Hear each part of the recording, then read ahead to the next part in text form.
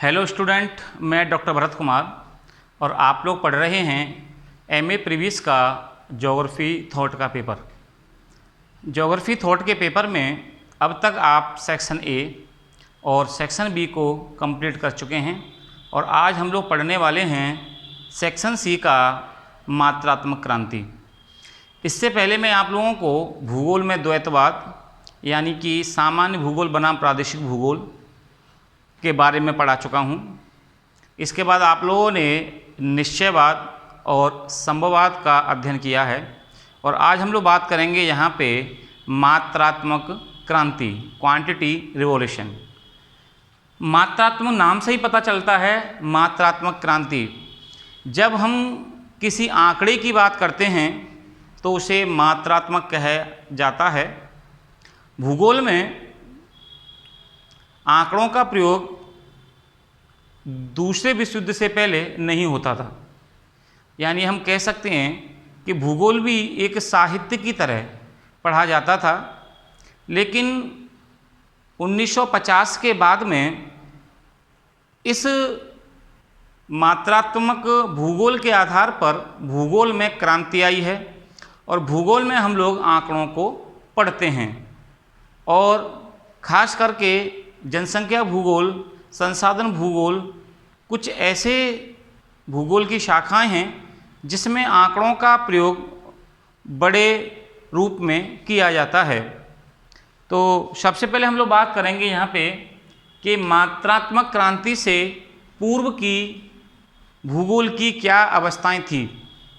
तो अगर हम लोग बात करें तो 1948 से पहले या 1950 से पहले भूगोल सामान्य रूप में एक साहित्य की तरह पढ़ा जाता था, जिसमें आंकड़े बहुत ही कम होते थे, जिससे वह एक वैज्ञानिक रूप में कम और साहित्य रूप में ज़्यादा कहलाता था।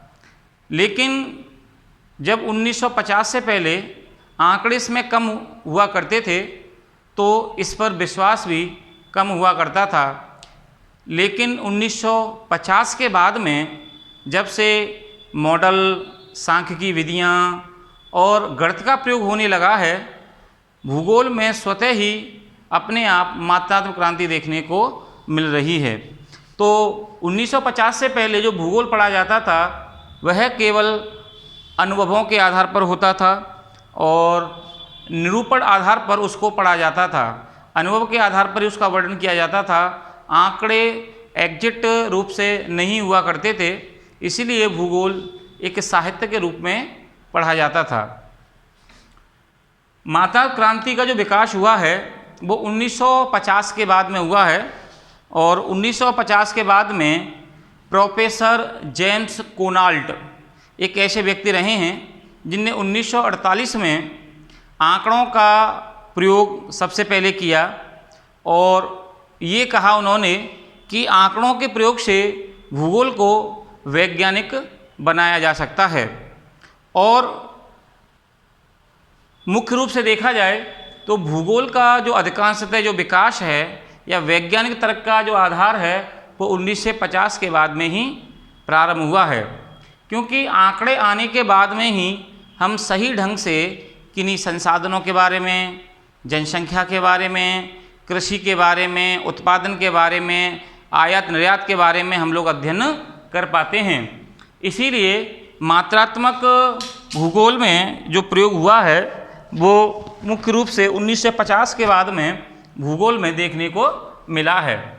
अगर हम लोग बात करेंगे भूगोल की, तो भूगोल में जो मात्रात्मक क्रांति है वह 1950 के दशक के बाद में जो आई है वो अधिक मात्रा में है। हालांकि ऐसा नहीं है कि 1950 से पहले भूगोल में आंकड़े नहीं हुआ करते थे। भूगोल में आंकड़े हुआ करते थे, जैसे जनसंख्या का जो जनगणना होती है वह भी आंकड़ों के आधार पर हुआ करती थी, लेकिन पहले इतना ज़्यादा प्रभाव नहीं था और इतने ज़्यादा बड़ी मात्रा में आंकड़े नहीं थे। 1950 के बाद में इसका प्रयोग भूगोल में अधिक मात्रा में होने लगा है और कई विश्वविद्यालयों में 1950 के बाद में धीरे धीरे यह एक सांख्यिकी विधियों के रूप में भी भूगोल पढ़ाया जाने लगा है। जैसे कि आप लोग जानते होंगे कि भूगोल में हम लोग स्टैटिक्स को पढ़ते हैं प्रैक्टिकल के रूप में, तो उसमें हम लोगों को सांख्यिकी रूप में पढ़ना पड़ता है। उसमें हम लोग चाहे बहुलक है, माध्यिका है, इसके अलावा प्रतिगमन है, इसके बाद सहसंबंध है, तो कई प्रकार की जो विधियाँ होती हैं उसका प्रयोग हम लोग क्या भूगोल में करते हैं। अब अगर हम लोग बात करेंगे मात्रात्मक क्रांति का मुख्य उद्देश्य क्या है या मात्रात्मक क्रांति को क्यों बढ़ावा दिया गया है, तो इसके पीछे का सबसे बड़ा तो ये है कि भूगोल जो एक वर्णनात्मक रूप में जो हम इसको पढ़ते थे, उस वर्णनात्मक रूप से बदल करके इसको वैज्ञानिक बनाना है। जैसे अगर भूगोल में से अगर हम लोग आंकड़ों को हटा दें या निकाल दें तो भूगोल केवल क्या रहेगा, भूगोल एक प्रकार से साहित्य बनकर रह जाएगा। लेकिन अगर हमें उसे वैज्ञानिक आधार देना है तो उसमें आंकड़ों को डालना पड़ेगा। जैसे अगर हमें ये पता करना है कि पूरे विश्व की में सबसे ज़्यादा जनसंख्या कौन से देश में रहती है, तो एक आंकड़ों के आधार पर हम लोग बता पाएंगे कि चीन में ज़्यादा रहती है, या एक अनुभव के आधार पर नहीं बता पाएंगे। इसीलिए भूगोल में आंकड़ों का प्रयोग किया जाता है और यह एक अनुभवात्मक ना होकर के या वर्णनात्मक ना होकर के ये वैज्ञानिक रूप में भूगोल को पढ़ा जाता है। अगर हम लोग देखेंगे तो भूगोल का जो मुख्य उद्देश्य है वह वैज्ञानिक आधार पर इसलिए भी गणित का प्रयोग सही रूप से देखा गया है कि जैसे अगर हमें किसी जलवायु का अध्ययन करना है और किसी जलवायु क्षेत्र में कितनी सेंटीमीटर वर्षा होती है, कितना तापमान मिनिमम रहता है, कितना अधिकतम रहता है, तो ये सब हम आंकड़ों से ही प्राप्त कर पाते हैं, जो कि मात्रात्मक रूप से गणितीय आंकड़ों के भाग हैं। जब भी हम लोग सही ढंग से भूगोल को पढ़ पाते या समझ पाते हैं। इसी के अलावा यदि हमें कोई मॉडल प्रस्तुत करना है, जैसे मान के चलें कि वैगनर ने अपना जो मॉडल प्रस्तुत किया था महाद्वीपीय विस्थापन सिद्धांत या प्लेट टेक्टोनिक थ्योरी जो हैरी हेस के द्वारा दी गई है, तो अगर हम इन दोनों सिद्धांतों को देखेंगे तो इनमें भी आंकड़ों का प्रयोग किया गया है और यह बताने की कोशिश की गई है कि कितने वर्ष पहले ये घटना हुई, कितने सेंटीमीटर एक वर्ष में महाद्वीप खिसकते हैं। तो ये मॉडल भी जो दिए जाते हैं, ये मॉडल भी आंकड़ों के आधार पर होते हैं और आंकड़ों के आधार पर इनको बताया जाता है। इसके अलावा अगर हम लोग देखेंगे तो मात्रात्मक क्रांति का जो मुख्य उद्देश्य है वो मॉडल सिद्धांत को मुख्य रूप से व्याख्या करना है और साहित्य या यथार्थ या अनुभव के आधार को न मानते हुए इसे वैज्ञानिक रूप देना है। इसके अलावा हम लोग बात करेंगे तो विभिन्न प्रकार के जो आर्थिक क्रियाकलाप होते हैं, विभिन्न प्रकार के आयात होते हैं, निर्यात होते हैं, इनको सही ढंग से आकलन करना भी मुख्य रूप से भूगोल का उद्देश्य होता है। यदि हम अपने देश में किसी वस्तु का उत्पादन करते हैं, उस वस्तु की कितनी मांग किसी देश के अंदर है, कितना एक्सपोर्ट या निर्यात करना है, कितना आयात करना है, तो ये हम केवल आंकड़ों के आधार को देखकर ही बता सकते हैं। इसके अलावा अगर हम लोग बात करेंगे तो भूगोल मुख्य रूप से एक वैज्ञानिक तर्क प्रस्तुत करता है और वैज्ञानिक तर्क प्रस्तुत करने के पीछे मुख्य रूप से भूगोल का गणितीय या सांख्यिकीय रूप में अभिकलित करना ही होता है।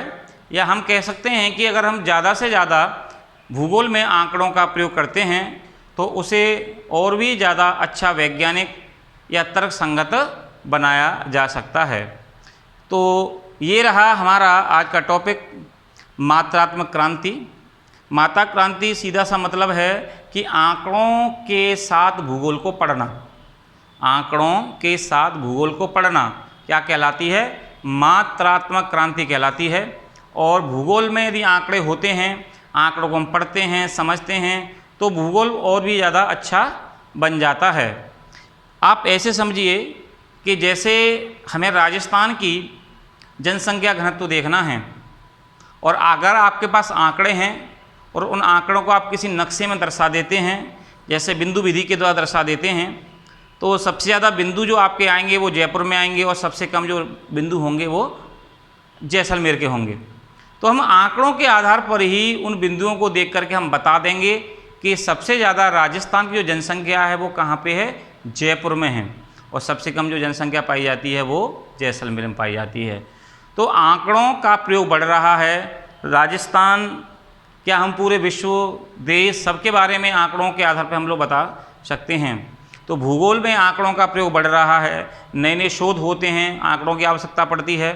आंकड़ों को यदि भूगोल से निकाल दिया जाए तो भूगोल अधूरा लगेगा या भूगोल एक साहित्य बन करके रह जाएगा। और यदि भूगोल को हमें वैज्ञानिक बनाना है या तर्कसंगत बनाना है तो इसमें हमें आंकड़ों को पढ़ना पड़ता है। तो ये रहा आज का टॉपिक। कल हम एक नया टॉपिक पढ़ेंगे। Thank you.